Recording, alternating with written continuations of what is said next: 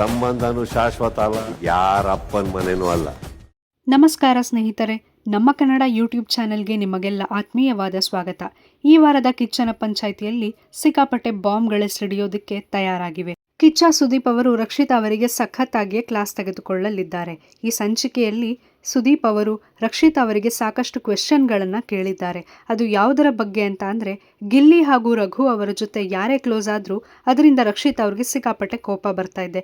Close ಆಗೋ ವ್ಯಕ್ತಿ ಜೊತೆ ಜಗಳ ಕೂಡ ಆಡಿದ್ದಾರೆ. ಅದೇ ರೀತಿ ರಾಶಿಕಾ ಅವರಿಗೆ ಪ್ರಶ್ನೆ ಕೂಡ ಮಾಡಿದ್ರು. ರಾಶಿಕಾ ಅವರು ಅದು ನನ್ನ ಮತ್ತು ರಘು ಅಣ್ಣನ ಕಂಫರ್ಟ್, ನಿನಗೇನು ಅಂತ ಪ್ರಶ್ನೆ ಕೂಡ ಮಾಡಿದ್ರು. ಇದೇ ವಿಚಾರದ ಬಗ್ಗೆ ಕಿಚ್ಚ ಸುದೀಪ್ ಅವರು ಕೂಡ ಪ್ರಶ್ನೆ ಮಾಡಿದ್ದು ರಕ್ಷಿತಾ ಅವರು ಇದಕ್ಕೆ ಉತ್ತರ ಕೊಡೋದಕ್ಕೆ ಪರದಾಡಿದ್ದಾರೆ. ಹಾಗೆ ಸುದೀಪ್ ಅವರೇ ಈ ವಿಷಯಕ್ಕೆ ಒಂದು ಉತ್ತರ ಕೂಡ ಕೊಟ್ಟಿದ್ದಾರೆ.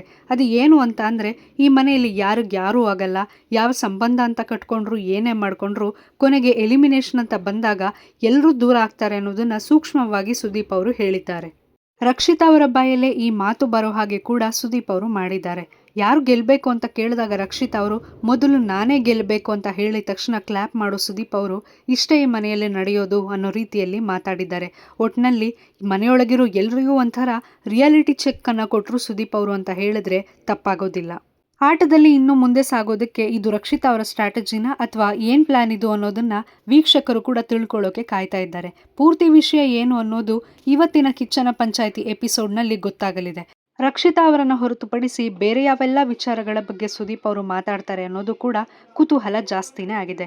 ಹಾಗೆ ಈ ವಾರ ಮನೆಯಿಂದ ಎಲಿಮಿನೇಟ್ ಆಗಿ ಹೊರಗಡೆ ಬರೋ ಸದಸ್ಯರು ಯಾರು ಅನ್ನೋ ಪ್ರಶ್ನೆ ಕೂಡ ಶುರುವಾಗಿದ್ದು, ಈಗಾಗಲೇ ಸೋಷಿಯಲ್ ಮೀಡಿಯಾದಲ್ಲಿ ಇದಕ್ಕೆ ಉತ್ತರ ಕೂಡ ಓಡಾಡ್ತಾ ಇದೆ. ಕಳೆದ ವಾರ ಸ್ಪಂದನ ಅವರು ಬಿಗ್ ಬಾಸ್ ಮನೆಯಿಂದ ಎಲಿಮಿನೇಟ್ ಆಗಿ ಹೊರಗಡೆ ಬಂದರು. ಈ ವಾರ ಕಾವ್ಯ ಅವರು ಬರ್ಬೋದಾ ಅಥವಾ ಕಾವ್ಯ ಅವರು ಫಿನಾಲೆ ತಲುಪ್ತಾರಾ ಅನ್ನೋ ಒಂದು ಪ್ರಶ್ನೆ ಕೂಡ ಜೋರಾಗಿಯೇ ಸುದ್ದಿ ಮಾಡ್ತಾ ಇತ್ತು. ಜನರು ಅಂದುಕೊಂಡ ಹಾಗೆ ಕಾವ್ಯ ಅವರು ಈ ವಾರ ಎಲಿಮಿನೇಟ್ ಆಗಿಲ್ಲ. ಕಾವ್ಯ ಅವರು ಈ ವಾರ ಸೇಫ್ ಆಗಿದ್ದು, ಈ ವಾರ ಎಲಿಮಿನೇಟ್ ಆಗಿರೋ ಸದಸ್ಯರು ಯಾರು ಅಂತ ಅಂದರೆ ಅದು ರಾಶಿಕಾ ಅವರು. ರಾಶಿಕಾ ಅವರು ಫಿನಾಲೆ ತಲುಪಬೇಕು ಅನ್ನೋ ಕನಸಲ್ಲಿದ್ದರು, ಆದರೆ ಆ ಕನಸು ಈಗ ನುಚ್ಚುನೂರಾಗಿದೆ. ರಾಶಿಕಾ ಅವರು ಈ ವಾರ ಬಿಗ್ ಬಾಸ್ ಮನೆಯಿಂದ ಎಲಿಮಿನೇಟ್ ಆಗಿದ್ದಾರೆ.